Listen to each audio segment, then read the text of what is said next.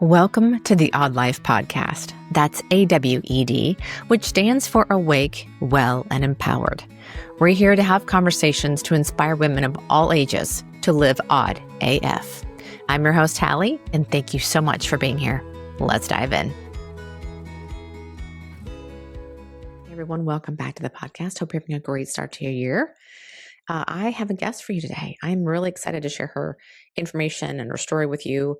Her name is Kim Costa, and I came across Kim at exactly the right time. She is going to address the question I've been having for the last at least couple of years. We are empty nesters, and we are really debating about what to do with our home. Do we stay, pay off the mortgage, and we stick around? Do we renovate the house? Do we fix it how we want to? Or do we find a whole new home, whether it's here in Kansas City or maybe someplace else? And when I came across what Kim does, I knew I had to talk to her because I know I'm not the only one that feels this way, that's debating what to do, especially this time of our lives. And it's really intriguing how she came about this approach with her clients. So let me give you a little background on who Kim is. Kim Costa is a top 5% realtor in Atlanta, and she's the creator of the Wheelhouse Method, which is a lifestyle-based approach that helps clients align their homes with their authentic lives. And I love that. Kim blends empathetic listening, design intuition, and heartfelt guidance to help buyers and sellers make more intentional real estate decisions. She's also a host on American Dream TV and the creator of the Live in Your Wheelhouse podcast and book, which is releasing in March of this year, where she explores how our homes shape who we become. Kim believes that the right home isn't just about square footage, it's about creating a foundation for the life you actually want to live. Like, what's not to love about this conversation?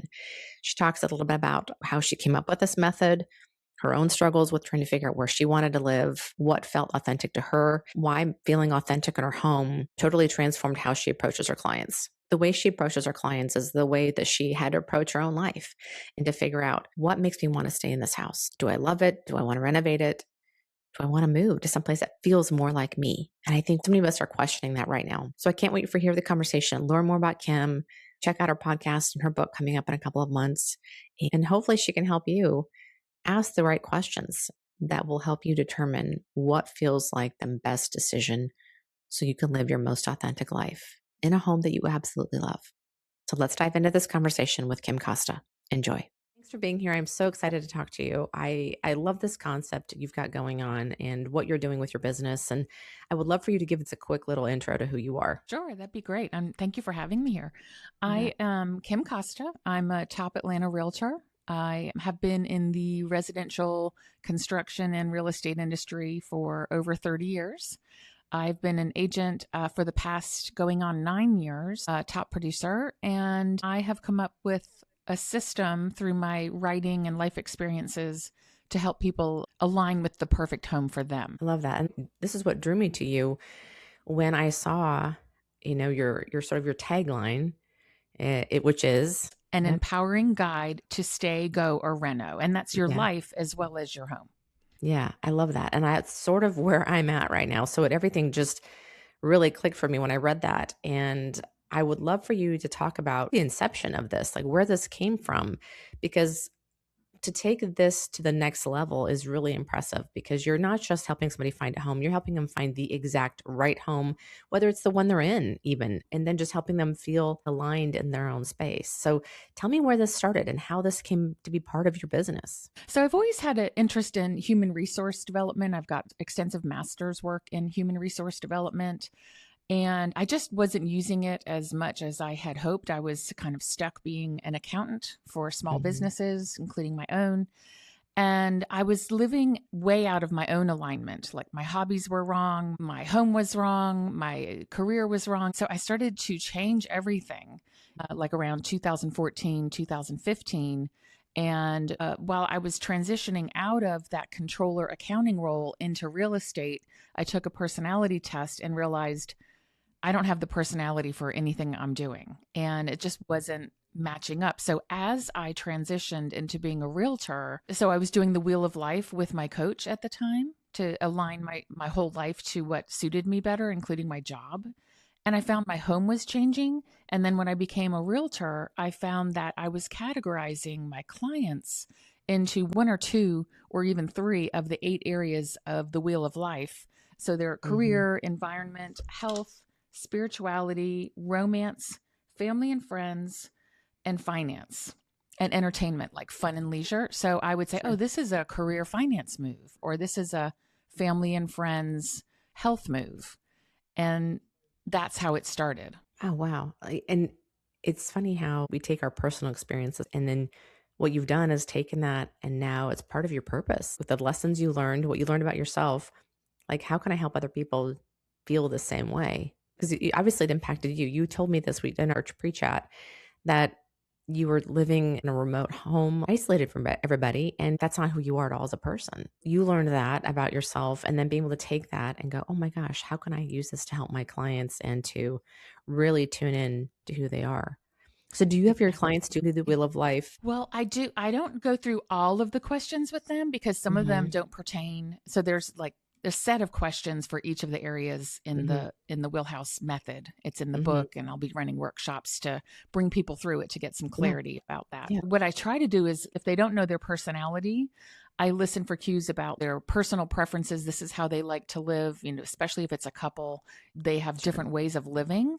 Sure. And so in the book, I bring them through everything so that no stone is left unturned. But when I'm live with somebody, we can eliminate some of the questions just by me getting to Yeah. know them and Yeah. listening. And some of the questions I wouldn't dare ask somebody unless I really knew them well. Like I Sure. really get Sure. to know my clients, but there are some things that people need to consider that they don't necessarily want public, Yeah. especially in couplehood and things like that. So Yeah. the Sure. book covers everything because sometimes I have a feeling something's going on here or there, but I wouldn't dare ask them. So here's the question in the book. Read it in your privacy, discuss, Sure. and come back to your realtor with an answer for that. Yeah, yeah, that makes sense. So tell Yeah. me, when you sit down and look at it, what's the next step to determine the stay, the renovation, or the move? What are the glaring things that you see that show up on that wheel for these people that say, it's this, or it's this, or it's this? Is there something Yeah. that lets you know which way to Yep. go with them? Very much. So usually there are one or two really big reasons if they want to move. So as they go through the process, the wheel is an actual wheel with 8 Hmm. areas or 8 spokes, and each person's going to fill in how they grade that area in their current situation and then Hmm. write some notes as to what would make that area ideal. For example, career, 2 working people in the home and they each need an office, but they're having to either share an office or one person's working at the kitchen counter and every Sure, night they've got to clean up because dinner's got to get made. And so one person's going to probably rate career in their home at a 1 or a 2 because they sure. need a private space to do Zoom calls and paperwork and not have to give that space up every day. So it becomes evident that if you have a flat tire, if you look at the shape of your wheel, it's either deflated or maybe all of the areas are kind of small. It's not a fully inflated tire. Sure. So if you have a flat tire or any of the areas are like below 3, it's a big issue. Yeah. So that becomes a visual representation of your satisfaction and comfort Mhm. in your home. Are you seeing a specific demographic that you're working with a lot with this? Because I feel like it's probably a lot of empty nesters, a lot of people that are in A that lot of empty transition. nesters. Yeah, Yeah. yeah. And so that goes down to the foundation of the wheelhouse method because most houses have a foundation or that ground level has to be stable. And so Mhm, that's what I call the wheelhouse foundation. And it's very aligned with your awe mhm, process. And so those 4 M's are myself. Who am I? Like, who am I truly? Not what everybody else wants me to be or what I've done for the past 30 years, but who actually am I and how am I fulfilled? And then mhm, the next is mastery. And that's mastering a gift that you have because that mm, brings joy and self esteem and all those things that we crave. yeah, And then the next is mission. How am I helping other people? What's my mission in life? Even if it is to be the best mom or the best volunteer or a bus driver or a teacher or a professor. yeah, And then from there, mates, it's who you surround yourself with, not only your primary relationship, but your friends and the people that you mhm, let in your house. Do they see you for the real you? And do they support mhm, that? And so if mm. anything's off there, it kind of doesn't matter what house you live in because you're out of alignment foundationally. That's Yeah. right. Oh my gosh, yeah. Then you're trying to build something on a false foundation. Yeah. You Just, see this yeah. sometimes when people move to try and fix something, and then they're unhappy in that house too because the actual thing that Yeah. was the issue never got fixed. Oh, yeah. So that moving was not the issue. Sure. I'm sure you see this probably a lot. I I would see assume. it all the time. I've done it myself. I think I had 2 compromise homes, and it was like, Mhm. well, we just want different things. There's no compromise, in some areas. So, part of it is just recognizing that something needs to change foundationally with you in those 4 areas. Maybe you're in the wrong career. I had a lot of foundational things. I wasn't suited to the mission of helping people with their accounting, but thank God there are accountants out there Yeah. because I Yeah. now employ one. Sure. And thank goodness for them because I did that for 27 years Yeah.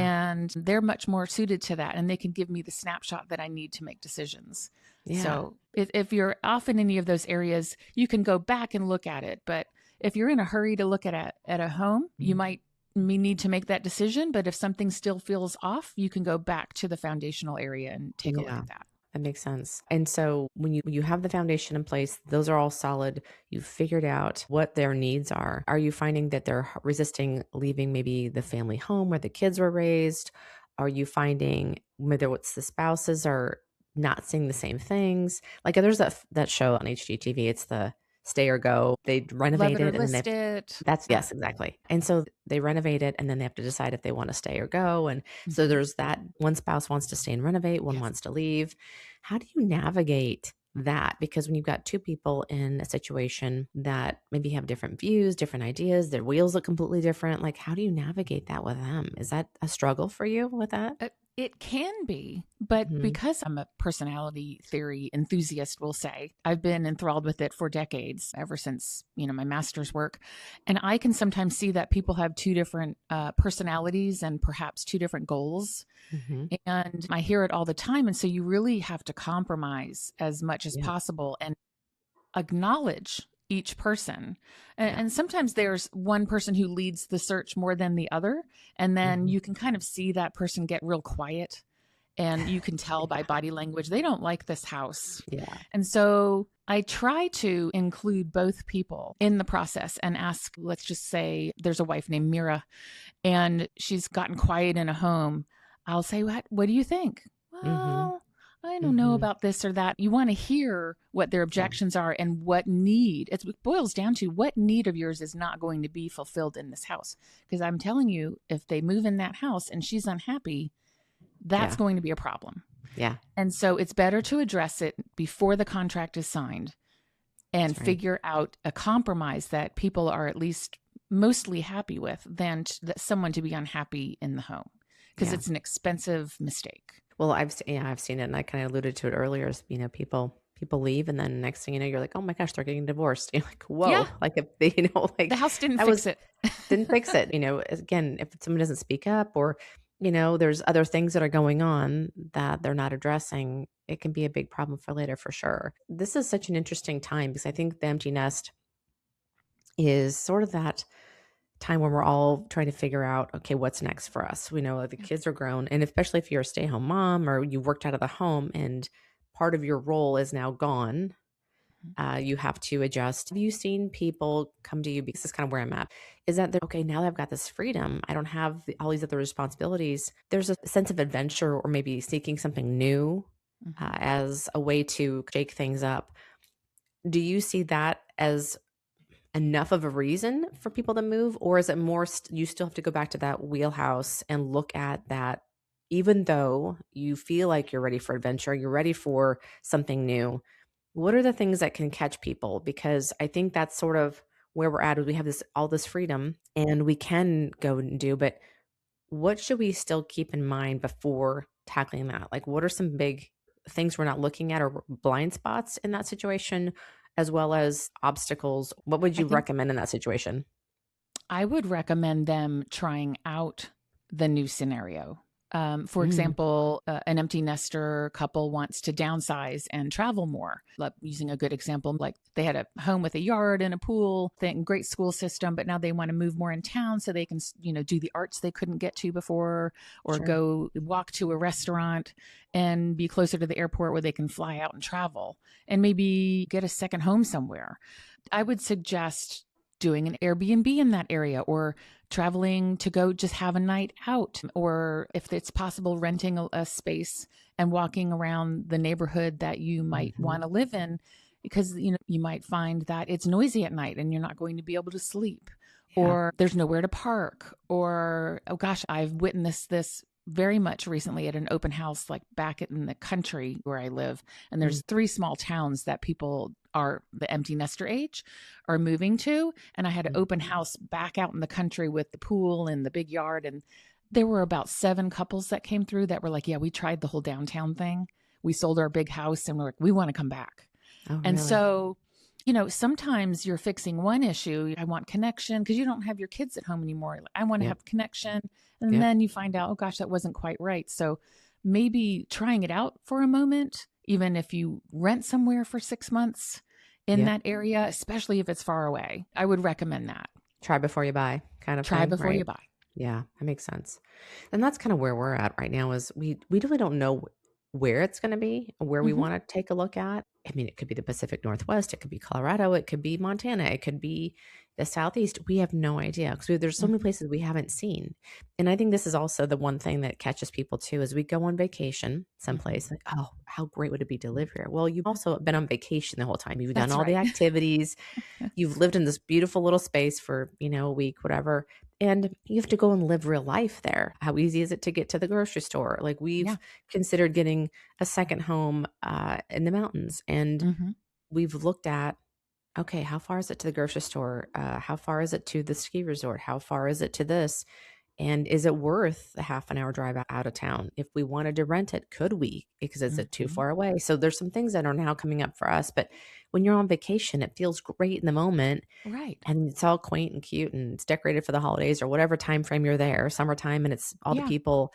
But let's say, March in the mountains. Is that a fun time to live there? You have to sort of figure out, I think, could I live here all year round or could I live Hmm. here during this really off time? And I think we get caught up sometimes in that vacation mind a little bit when we're Yeah. someplace like, oh, it'd be great to live here, but yet all year Well, round, there's other things to think about. what I do, and probably just because it's me and I think Hmm. about this all the time, is Hmm. whenever I go visit somewhere, it could be Palm Springs, Santa Barbara, Yeah. Jupiter, Florida, Charleston, Chicago. I love to travel. So when I Yeah. do Yeah. go in the little towns I like to go to, I Hmm. look for the 3 or 4 things that I do most often. So it's Hmm. workout. I like to cook. So what kind of organic food is close by? That's right. And then is there like a co-working space where I could hold meetings and things like that? So I actually look for those things Yeah. because when you're on vacation, sometimes you're skipping your workouts, you're eating out, you're not cooking in, and That's you're right. out of your regular routine. And Yeah. so I would highly suggest if people are considering a new Hmm. place to move to, when they do go there for the week or however long that they're there, the kitchen has a work triangle. It's the refrigerator, the sink, and the stove. So Sure. you want to look for like the wheelhouse triangle, which is the 3 things that you do most often. It might be your work, and then if someone goes to church, and Yep. then the next thing maybe the gym or the kids' school or Yep. whatever it is.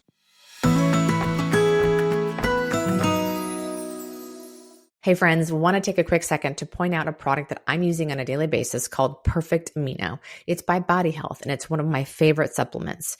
It's composed of pure essential amino acids, the building blocks of protein, in a form and ratio that's up to 99% utilized, but without the caloric impact and without breaking a fast. It's the one protein source that provides the exact ratio of essential amino acids needed by the human body to synthesize new protein and collagen without excess amino acids. I use this product to help me maximize my workouts and hit my protein goals for the day. And now you can get 20% off your order with the link listed at the bottom of my show notes with lots of flavors to choose from, like strawberry, mixed berry, lemon lime, mocha, chocolate, vanilla, and even unflavored if none of those are your jam. And don't miss out on their seasonal option right now, pumpkin spice. And they've got lots of other products too, like creatine, electrolytes, superfood powders, greens powders, and so much more. Again, that's Perfect Amino by Body Health, and you can get 20% off your entire order when you use the link in my show notes. Now, back to the show.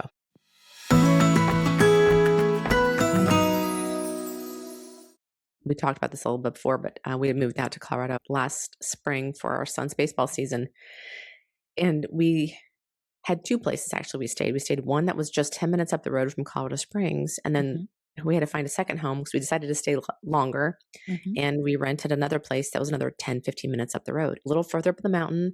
It was colder, it was windier, and we realized it was only 10, 15 minutes difference in Mhm, drive, but it made a huge difference in how much time we spent coming back down, enjoying the space because it mhm, was exposed. You didn't have a mhm, lot of protection. So just a lot of little things that we noticed just from that 10, 15 minutes. And being that much closer, but you were still in the mountain, but just closer. And it was like, oh my gosh, isn't that crazy? It was just 15 minutes up the road and it made a huge difference to our experience and how much enjoyed the other place more.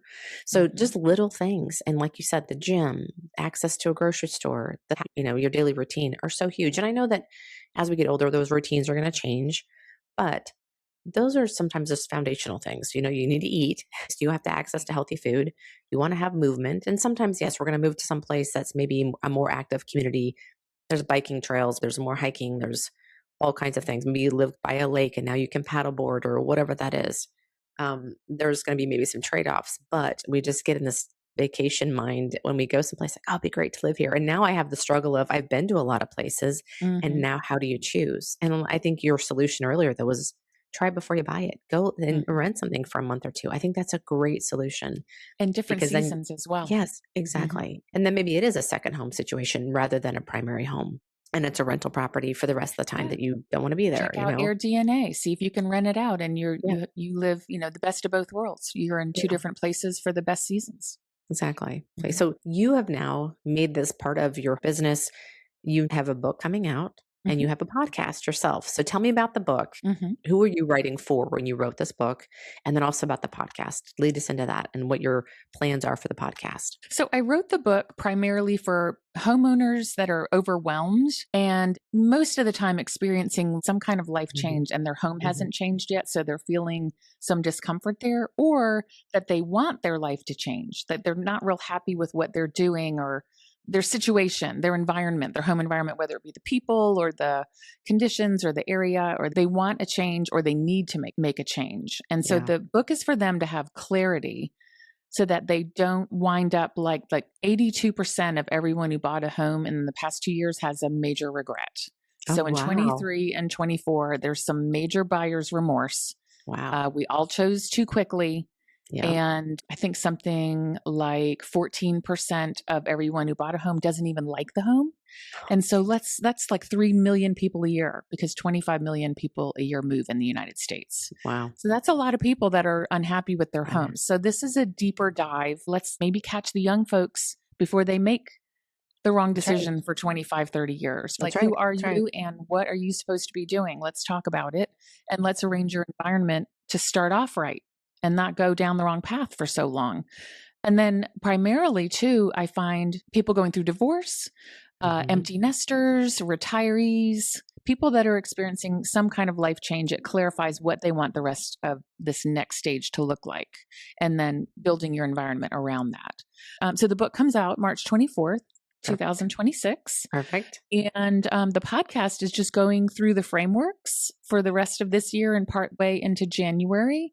And then I'll Mhm. start having expert guests on about the 4 M's and then each of the 8 areas and what optimizing those areas in your home and your life looks like. And it's a Yeah. way for you to reach people because obviously you can only physically be so many places. Yeah. So it's I can only work with so yes, many clients here showings. in Yeah. Atlanta. Yeah. So it's a way to get this concept out to help people in a way Yes. that is going to be tangible. I would assume in the book there's tools and things at the end of the chapter, questions and things like that to Yes. work with. Extensive questions. I mean, not too many, because you don't want people to get overwhelmed and think, Sure. this is an exam. But Mhm. they're categorized in Maslow's hierarchy. So based on your basic needs, physiological, up through aesthetic, like what colors do you Mhm. like, or is your Mhm. dining room the right color, whatever.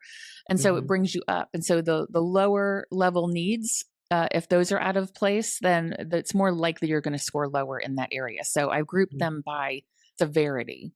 And so Yeah. there's probably 25 questions, maybe 30 questions per area. And Okay. then on the worksheet, a space to write notes about, the key points. I know it's hard to go from having a concept of something and Mm, having an idea and a practice around your work, but then to take that and write a book. Was that a mm. challenging thing for you? Or have you been writing before? Or is this something that just felt like a natural progression to go this route? Well, I've always loved to write, and that's something I gave up for many years as I was working out of the left side of my brain. So once I Mhm. started to transition, these ideas just started coming. I went to a writer's retreat in Spain Oh, with a group nice. of people that are ENFPs, my same personality. What a fun group. So I started writing then in a beautiful hotel, such creative atmosphere. It was Yeah. in Ronda, Spain. And so Mm. as I'm flying home, I start drawing out the circle. And as I land in Paris and my Wi-Fi comes back, I snapped a picture. So that was 7 years ago. Hmm. And as we all know, things got crazy with the real estate market. So Sure. I've been developing the whole framework for the past 7 years, but I would say 2 or 3 of those years were just crazy in the real estate industry, and Yeah. things were happening so fast that it really felt like it was time now to put it out. So the past 6 months, I was diligent about finishing the manuscript and getting it out. So there's a Awesome. lot of learning in those I quick bet. decisions that everybody made. I bet. Did you have a hard time finding a publisher, or like what was the process like for you I there? hybrid published. I had Oh, thought about nice. doing it traditionally, Hmm. but this way, just for anyone who's interested in writing a book, you get to keep your intellectual property that way. Yes. Yes. And you have control over how it's dispersed and what you can add on to it. And I know I have probably some other books in me, so I wanted to keep that Yeah. as my own so I could add on to it. So I have a publisher who does, the cover and the typesetting and the distribution, but Sure. I'm in charge of all the creative work. So Got it. it was a wonderful hybrid experience. And I think it's much more accessible now than it's ever been. And I think that's great. I think being able to hang on to that, especially since this is something that you've created Mm. as part of your very unique way of approaching real estate, I think this is great. And to hold on to that property yourself Mhm. is important. What would be your next book? If you had to write the next book, what would that be about? I think it would be about, again, I'm a personality theory enthusiast. And so I think it would be really fun to work with someone because I'm a generalist and I'm very enthusiastic about personalities and who you Hmm. truly are. But I would Hmm. love to write a book about me as an ENFP, what I need in my home, what I need Mm, in my community. The beautiful 40-acre farm was not a great fit for me, for my personality. I think yeah. it'd just be really fun to maybe not be scientific about it, but write and interview people of different personality types as to what in their home makes Oh, them yeah. thrive. And Yeah. then just have like essays and my own personal thoughts on, okay, talking with all these people and knowing what I know about the way that their brain works. This is what you might need in your home if you are an INTJ or an Sure. ESFP. Sure. Yeah, I think that'd be very interesting. Yeah. Have you dove into other things too, like, the Enneagram, or Yes, I love the Enneagram. Love it. I'm a 7. how about like human design? Have you looked into I human design? I I like all of it. I Yeah, really do. me So I too. know more about the MBTI, the Myers-Briggs, and the Hmm. Enneagram. Hmm. I know that I'm a 3-5 manifesting generator. I would love to get more into human design. Yeah. I know more of like the Jungian theory, Hmm. is what I've been trained a little bit more on. So that's Hmm. why I would probably do my book about that. But I think somebody else could really Yeah. do a great job on the others. That was more of an expert, but it's Yeah. fascinating. Yeah. I It's love it. fascinating stuff. Looking at the time we're born and the date we're born and Mhm. where exactly we're born. And there's so many things that are just spot on. You're like, this is wild to read the Yes, things they talk about so and true. what they share about you. And now that I read it, it's like the light bulb goes on and it makes complete sense. I Mhm, think it's helpful having the Myers Briggs and Enneagram, mhm.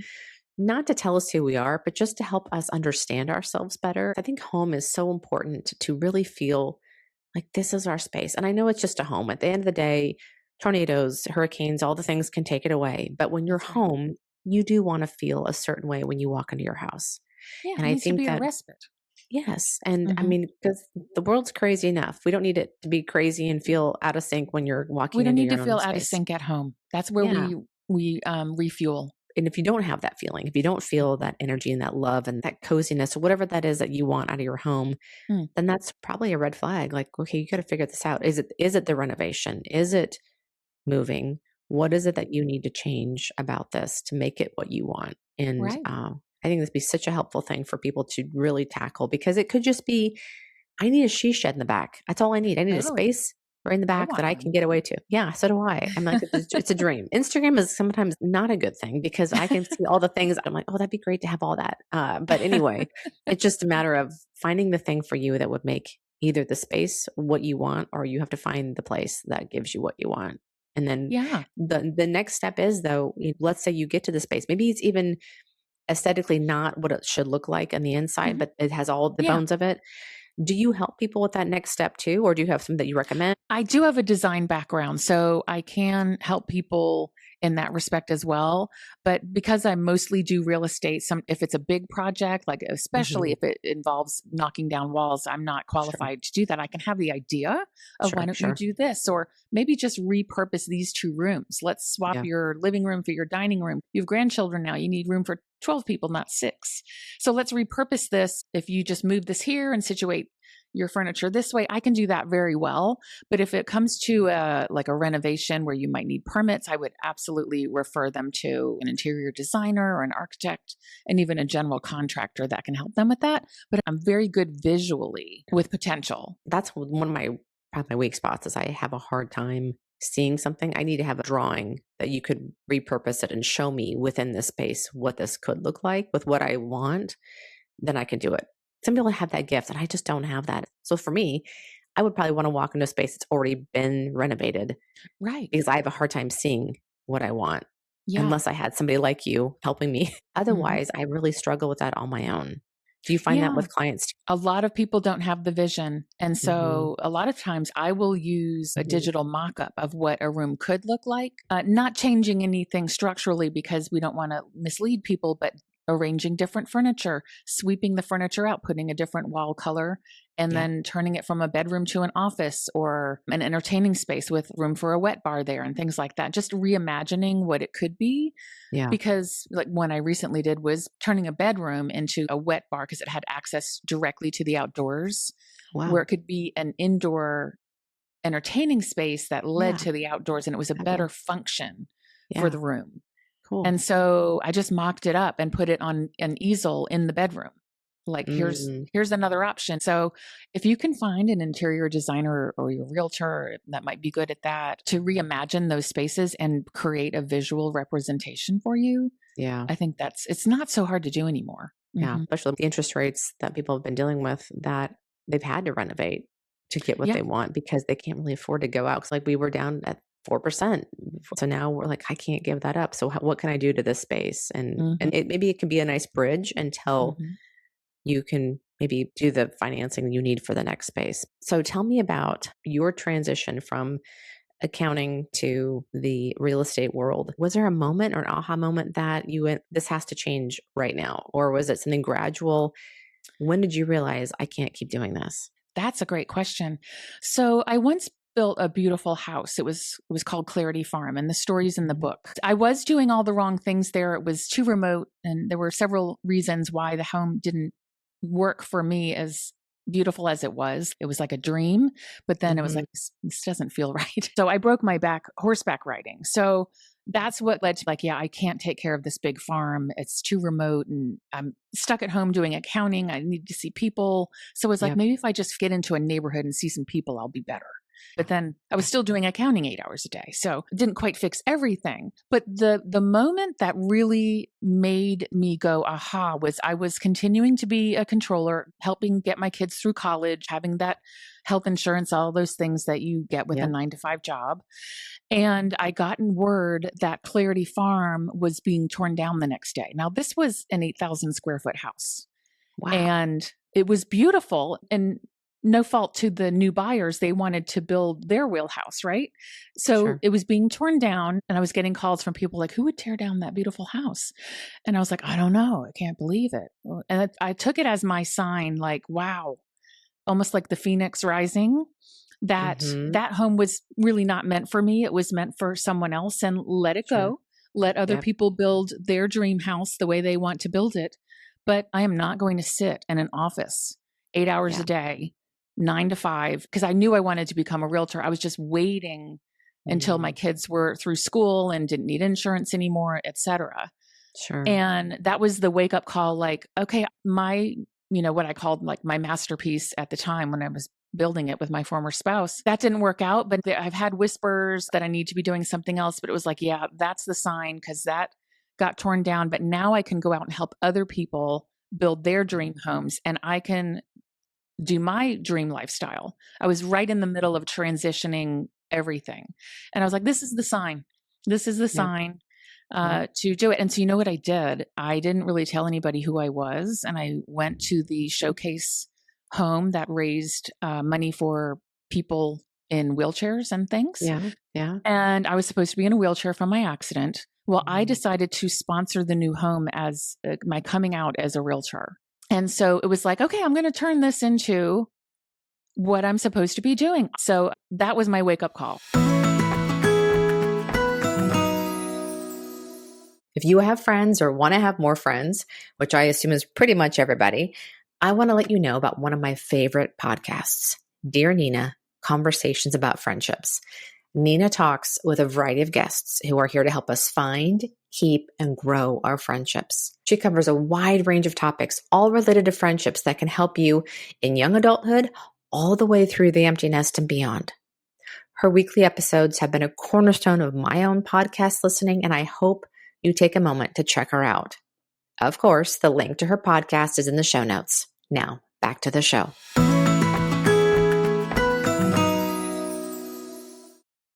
The whole story's in the book. Okay, good. Now you've created this unique experience for your clients. Mm-hmm. Now you've got a book, you've got a podcast, and you are also a host Yes. on TV. So tell us about that role. Well, back in the day when I was in that house, I had a huge kitchen and I liked to cook. And people would always say, you should have a cooking show in here. Or you remind me of that broadcaster on TV. It was like Mary Hart back in the day, like with the big hair and everything. Yes. Way back. And so I got tapped. Somehow somebody recognized that I might be good at it. And I got emails to come talk to the creator and the producer of the show American Dream TV. Okay. And I was like, this would be a great avenue to get positive news out about my community and Sure. sprinkle in a little bit of living in your wheelhouse. Part of that is what community you live in and what you do for a living and how you help other people. So I felt like it was a great segue. It was serendipitous to get the opportunity. So is it an Atlanta only show? No, they have. So American Dream TV, you can find it on YouTube. It's on HGTV, CNBC, all the streaming platforms. And there are, I want to say 300 or so other hosts, but they're in their community. Okay. So I do my community of Alpharetta, Milton, and Roswell, Georgia. It's like the 3 little small towns that are real cute and fun. Sure. So I just operate in this area. I may travel eventually to other places and talk to people who are living in their wheelhouse. That's kind of a dream come true for me. So stay tuned. Maybe I'll get there. Well, we'll put all the links to all this stuff in the show notes for sure so people can find you. How many episodes have you recorded so far? Have you? One so far because it's very new and I loved it. And then I'll be recording one on the 30th that will come out in January. What a cool experience. It was great. They have great videographers. I had a friend of mine who's a longtime producer come and help me. And it was very professional and I loved it. Awesome. So now we got one more thing for you to do. I mean, gosh, book writing and podcasting and now TV host. Well, I think it's so cool what you're doing. I think it's going to be such a helpful thing for people, especially the empty nesters when they're trying to figure out what's next for us. Do we stay? Do we go? This really hit home for me and I can't wait to get my hands on the book when it comes out. And like I said, I'll put all the links in the show notes. Can you pre-order the book at this point? Okay, good. It's on my website. So if they go to the website in the next month, you'll be able to actually purchase and pre-order and it'll be automatically shipped to you. But for now, I've got a list going that I'm updating folks about like, here it is, here's the link, and then some other fun stuff, some freebies that kind of talk about the whole framework so that they don't have to wait till March to know about it. I love that whole concept. I think it's amazing. I love anything that has to do with personal development, psychology, getting to know yourself, and then you're mixing that with a huge part of their lives. To stay, to go, to renovate it, that's a big decision. So to take those things that help understand ourselves better and mix that with the home buying process or renovating process or whatever you decide to do. I think it's such a great concept. And I love that you have these tools now between the book and the podcast to help explain. It's going to be awesome for so many people. So thank you for doing this. Thank you for putting this out there and stepping into your purpose. Obviously you're in the right space because you seem very comfortable and very in your zone. What it's called, the zone of genius. It's like, you disappear in it. It's the flow, people call it, right? And I feel that now. Yeah. And isn't it great to do something that you love and doesn't feel like work? I'm sure there's parts of the job that feel like work, but for the most just part, the when IT you're in stuff. Yeah, exactly. When you step into your zone of genius, you are embracing being awake. You're embracing being well and you're embracing being empowered because you're stepping into your true self. And when you do that, I think you can't help but feel those things. So I think that it's a great segue into the question I have for you is, what is something right now that is helping you feel awake, well, and empowered? I think it is putting myself out there and being Mm-hmm. seen. I think it is stepping over the fear of Mm-hmm. putting the spotlight on myself to get my message out, because I feel the message is bigger than me, Yes. and that I'm meant to do it. And I've experienced that the whispers turn into a bonk over the head if Yeah. you don't do what you're supposed to do. Yes, that's right. So you have to overcome the fear. And I think what is empowering me right now is actually stepping into the spotlight, not for Yeah. myself, because I Yes. would tend to avoid that, Yep. but for other people who may need to hear the message that I have, and it'll improve their lives. And like, I have tears in my eyes about it, because I know. maybe that's what I'm meant to do. I Yeah. know. I think when we look at our why and why am I doing this, when you have a picture of somebody in your mind of who you want to reach, or the message is so important that you'll go through the suffering of feeling the awkwardness of the learning process and all the things that you feel doing this Yeah. initially. But what I love is that eventually what I've learned is this just becomes a habit that you create. And because I'm taking myself out of the equation, I don't think about myself when I'm doing this. I think about the person I want to talk to. Yep. And so eventually that gets a lot easier. Mhm. And sometimes we go back to some old stories and who am I to do this? And I'm nobody, whatever the story is that you have about yourself. But I think the more that you keep just showing up and keep stepping into it and using your genius and putting your gifts out there and just thinking about people that you can help with this, it makes it easier and easier as you keep going. So I'm going to be cheering you on. I'm looking forward to listening to the podcast. You've got a few episodes out, so I'm going to put that link to the podcast in the show notes and so people can go check it out. And just thank you so much for being on here to share all this and let people know this is a thing to help them make that next big decision. And I think it's so, so helpful. So thank you for me to you, especially. I can't wait to get my hands on it so I can use this in our decisions. Kim, thanks for being here. And I'm looking forward to keeping in touch. Me too. Thanks so much for listening. I hope you found this episode either helpful, inspiring, entertaining, or just made you feel less alone. Or maybe all of those things. If so, I'd love it if you'd share this episode with a friend, as well as on your social media. And if I dare ask for more, to rate and review the podcast on your favorite platform, especially Apple Podcasts and Spotify.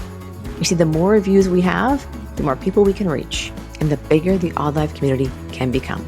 You guys are the best. I can't wait to chat again next week, so we'll see you then.